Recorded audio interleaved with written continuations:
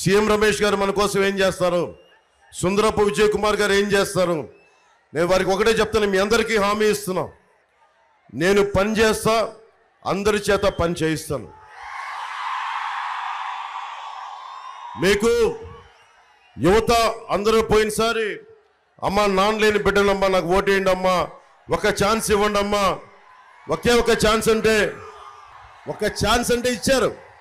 జగన్ కూడా తప్పేం అడగలా, తను అడిగింది ఒక ఛాన్స్, మీరు ఇచ్చేశారు. ఒక ఛాన్స్ చాలు, ఇంకా ఒక ఛాన్స్ చాలు. ఇంకో ఛాన్స్ ఇస్తారా మీరు? ఇంకో ఛాన్స్ ఇస్తారా జగన్కి? చాలు, ఒక్క ఛాన్స్ అన్నాడు, ఒక్క ఛాన్స్ ఇచ్చేశారు. సంపూర్ణంగా రాష్ట్రాన్ని ఎలా చేశాడో చూశారు. ఒక ఛాన్స్ కానీ ఇప్పుడు నేను అడుగుతుంది, ఈసారి మీకు మీరు ఛాన్స్ ఇచ్చుకోండి. మీ భవిష్యత్తుని మీరు నిర్ణయించుకోవడానికి ఒక ఛాన్స్ మీరు తీసుకోండి. ఇక్కడున్న యువత ఉన్నారు, ఇక్కడ మండపేటకి వెళ్తే అక్కడ రామ్ చరణ్ గారి ఫోటోలు, జూనియర్ ఎన్టీఆర్ గారి ఫోటో, ఆయన అల్లు అర్జున్ గారి ఫోటో పెట్టి చూపించారు. మెగాస్టార్ చిరంజీవి గారి ఫోటోలు, ప్రభాస్ గారి ఫోటోలు, మహేష్ గారి ఫోటోలు. సో ఇంకొకరు ఏం చేశారంటే మనకు అల్లు అర్జున్ గారిది తగ్గేదేలా అని చెప్పి ఒకటి చెప్పారు.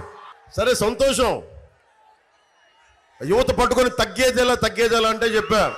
నా ముందు చెప్పడం కాదు తగ్గేదేలా అని. ఎన్నికల సమయంలో వైసీపీకి చెప్పండి, మేము తగ్గేదే లేదు, కిందకు దించుతామని చెప్పండి. అప్పుడు గడ్డం మీద ఇలా పెట్టి తగ్గేదేలా అప్పుడు చెప్పండి. మీరు ఒక్క చిన్న ట్రాఫిక్ వైలేషన్ చేస్తే మీ మీద కేసులు పడతాయి.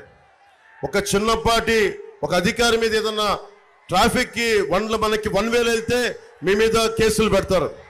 మీ హక్కుల కోసం అడిగితే కేసులు పెడతారు.